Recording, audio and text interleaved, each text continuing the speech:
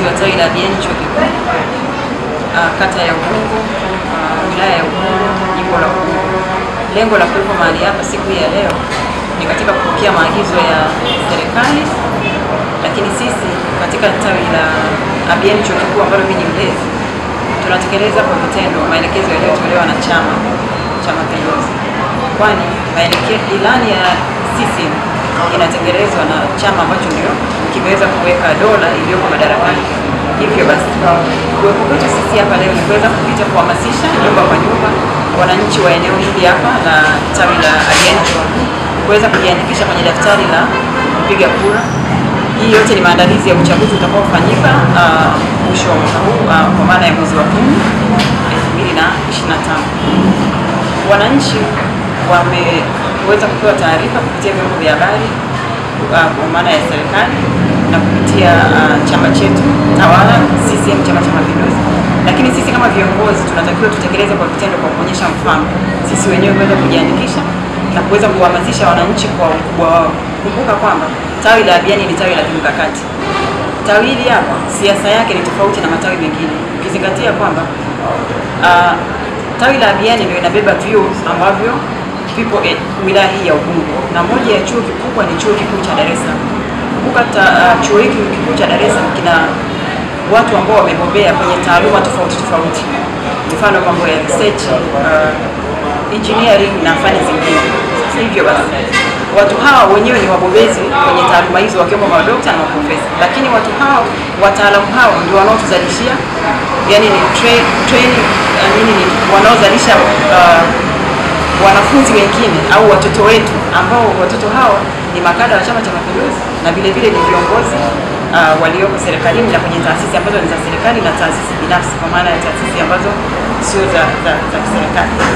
Hivyo siasa unayoifanya hapa inabidi uifanye kwa jicho kubwa sana. Kwanza, chuo chenyewe ni tunu ya taifa ambacho kina historia toka kabla ya uhuru na baada ya uhuru na hapa tulipo na kuendelea.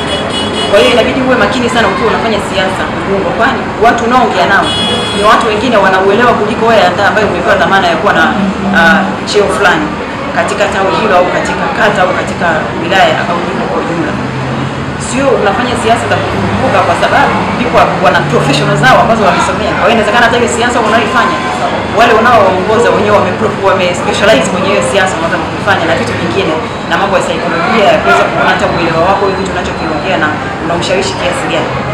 Hivyo basi siasa ya hapa ni ya siasa ambayo inahitaji ustaarabu, inahitaji exposure ya hali ya juu, lakini inahitaji tufanye kazi kwa timu, alafu tuwe na upendo na kuheshimiana, kwa sababu hata jicho la nchi, kwa maana jicho la serikali, ukiangalia pia yuko kwenye jimbo la Ubungo, yuko kwenye wilaya ya Ubungo. Hata ukiangalia teuzi nyingi za viongozi wa serikali au waasisi wa nchi hii, wengi wamepita chuo kikuu cha Dar es Salaam. Hivyo kuna haja ya kuwapa hata heshima wafanyakazi wa chuo kikuu cha Dar es Salaam wa fani tofauti tofauti, kwani wao moja ya vitu wanavyovizalisha pale ndio vinavyoendesha uchumi wa nchi. Kwa maana kama uchumi unakuwa, ina maana pato la mwananchi mmoja mmoja linaweza likakua, lakini uweze kuangalia vitu kama zile wanasema zile, ukitaka kufanya kitu chochote, labda huo unaweka ile time frame, unaweka muda, labda muda mfupi au unaweka muda wa kati na muda mrefu. Au ukiangalia kama zile Millennium Development Goals zinavyokuwa zinatekelezwa, zina reflect kwenye maisha halisi ya maisha ya watu. Je, unavyoongelea pato la mtu mmoja mmoja au unavyoongelea GDP, pato la mtu mmoja mmoja likoje ukilinganisha na uchumi tuliokuwa nao? Sababu ukiangalia kiujumla kupata yale mahitaji yao muhimu. Tofauti na hapo, vile vile amefungua fursa. Ukiangalia rais ambaye ameweza kupata tuzo nyingi ndani ya muda mfupi, lakini hizo tuzo zina uhalisia wa maisha ya mtu. For example, hii goalkeeper award aliyoipewa ni kutokana na kuweza kufanya kwa vitendo kupunguza vifo vya wanawake na watoto, ambayo kwa mimi kama mama, mimi kama kiongozi, ukiniuliza ni maisha ambayo kwamba nimeweza kuyapita. Najua ukimnyanyua mwanamke umemnyanyua mwanaume anakuwa nyuma, lakini uhalisia wa yale maisha ya kwamba kweli mwanamke anavyotaka kumleta mtoto duniani inapelekea kupoteza maisha, ukiongelea kwa haraka haraka hivi unaona kama ni kitu chepesi, lakini mtu kama ameweza kujitoa kwa vitendo mpaka dunia imeweza kutambua, mpaka hadi akaweza kupewa ile goalkeeper award, ambayo ni tuzo zinazotolewa, hizo ni Nobel zinazotolewa kwa viongozi waliofanya vitu vikubwa duniani ambavyo vinaweza vikatambulika. Lakini ukiangalia kwa mfano bara la Afrika kwa umoja wao limekuja linataka kuhakikisha kwamba tumetoka kwenye swala la nishati chafu na tuende kwenye nishati safi. Kwa mtazamo wa bara la Afrika ni kwamba wanaona ni kama milioni 600 watu ambao bado wako kwenye nishati chafu. Lakini misheni 300 ambao mkutano wake ulifanyika hapa umelenga kwamba wanataka waanze na hawa watu milioni 300. Tanzania ikiwemo kwenye ile nchi ambayo ni moja ya zile nchi zitakazokuwa za mwanzo kutekeleza dhana hiyo kwa vitendo. Kwa hiyo unaweza ukaangalia kwamba rais ameweza kufungua fursa katika nyanja tofauti tofauti. Na sisi wananchi pia mapokeo yetu tumeona kwamba ni tofauti. Watu wengi wamekuwa na jicho chanya, watu wengi wameanza kuwa na uelewa na kuona kwamba vile vitu ambavyo tulikuwa tunaviona vinawezekana kwenye nchi za wenzetu, hata hapa vile vile inawezekana. Kwa hiyo ukiongelea siasa kwa ujumla, kujapokuwa sasa hivi tunahamasisha watu kwenda kujiandikisha kwenye daftari la kupiga kura, kwa maana ni haki ya kila mwananchi ili tuweze kumchagua kiongozi ambaye ana maono makubwa kwa nchi. Siasa ambazo zinaenda na uhalisia wa maisha ya watu, siasa ambazo zinanyanyua kipato cha mtu mmoja mmoja, siasa ambazo inaongeza elimu na vitu vingine kwa maana ya ujumla wa maisha ya watu. Ndio dhamira kubwa ya kuwepo hapa siku ya leo. Wito wangu kwa watu wa Ubungo, kwanza tupokee agizo ambalo tumelipewa la kiserikali, tunafanyia kwa vitendo kupitia chama chetu. Kila mwananchi apokee haya ni maelekezo ambayo yametoka serikali iliyoko madarakani. Tuende tutumie haki yetu ya msingi kujiandikisha, ili itakapofika sasa ule wakati wa kupiga kura, jina lako liwepo katika lile daftari la wale wapiga kura. Usipoitumia haki hii leo, zoezi hili likipita, wakati wa kupiga kura kama jina lako halikuweza kuingia kwenye daftari, basi ina maana utakuwa umepoteza haki yako ya msingi ya kuto kupiga kura.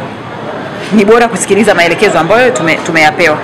Mimi naitwa Salome Sedeweka, ni mlezi wa tawi la Biani Chuo Kikuu, ni mjumbe wa kamati ya siasa kata ya Ubungo na ni mjumbe wa kamati ya utekelezaji kata ya Ubungo. Naitwa Jennifer Wilson Sumari, ni balozi wa shina namba 4 mtaa wa Biani Chuo Kikuu.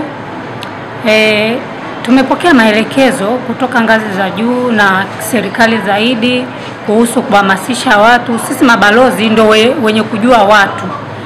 Kwa hiyo mimi kama maelekezo yalivyoshuka kutoka serikalini na ngazi zangu za juu za chama nimeyapokea, na niko hapa tayari muda huu kwenda kupita nyumba kwa nyumba kuhamasisha watu kwenda kujiandikisha, kuanzia kijana aliyofikisha miaka 18 na kuendelea.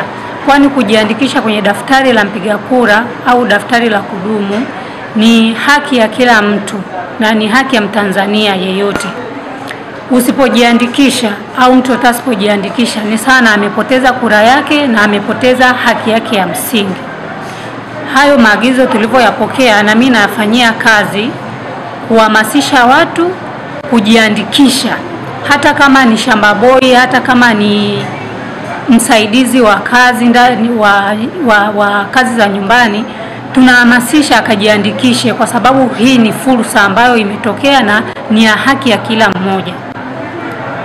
Na natumaini kwamba baada ya zoezi hili mpaka tarehe 23 ifike, nafikiri kwenye kaya yangu au kwenye eneo langu au kwenye shina langu, sidhani kama kuna mtu atakuwa amesalia pasipo kujiandikisha, kwani hamasa nilionayo ni ya uhakika.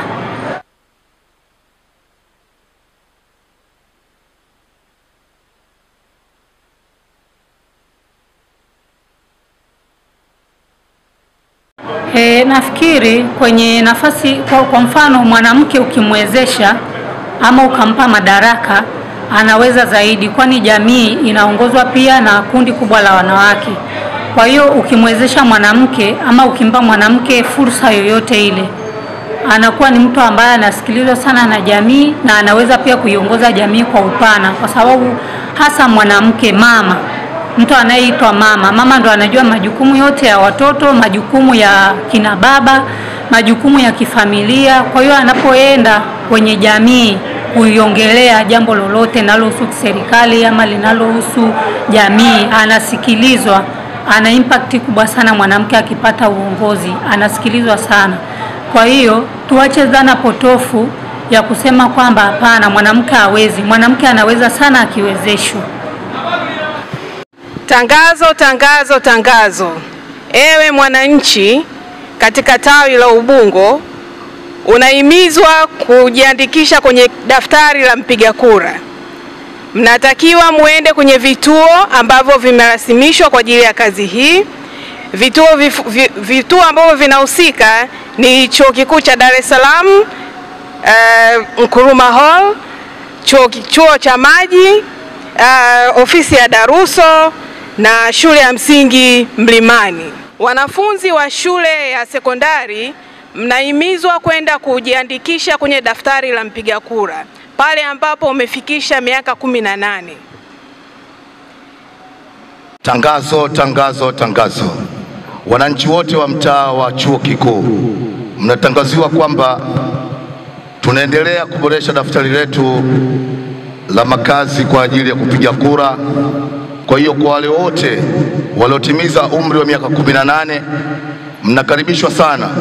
Vituo vyetu vipo chuo cha maji, ndani ya Chuo Kikuu Nkrumah Hall, ofisi za Daruso pamoja na shule ya msingi Mlimani. Mnakaribishwa sana wote wananchi wa mtaa wa Chuo Kikuu. Mnaombwa, ewe baba, ewe mama, ewe kijana ambaye umetimiza umri wa miaka 18 uweze kutoka kwenda kujiandikisha. Zoezi hili limeanza tarehe 17 na mwisho wa zoezi hili tarehe 23. Vituo vyetu vinafunguliwa saa 2 asubuhi na kufungwa saa 12 jioni. Karibuni sana na asanteni sana.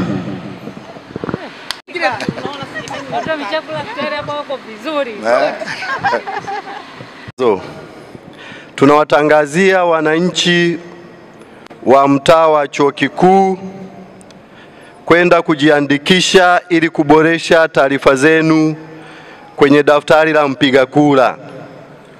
Hii ni haki ya msingi ya kila mtu. Tafadhali, kama umefikisha miaka 18, tunakuomba utoke ukaboreshe ama kujiandikisha kwenye daftari. Vituo vyetu vinapatikana Nkrumah, Daruso, shule ya msingi Mlimani, na vituo hivi vinafunguliwa kuanzia saa 2 asubuhi na kufungwa saa 12. Tafadhali wananchi, tunawaomba wote muhudhurie. Zoezi hili limeanza toka tarehe 17 mwezi huu wa 3 na litafungwa tarehe 23 mwezi wa 3. Chonde wote tufike bila kukosa. Taarifa ni za muhimu kwa ajili ya maendeleo endelevu ya taifa letu.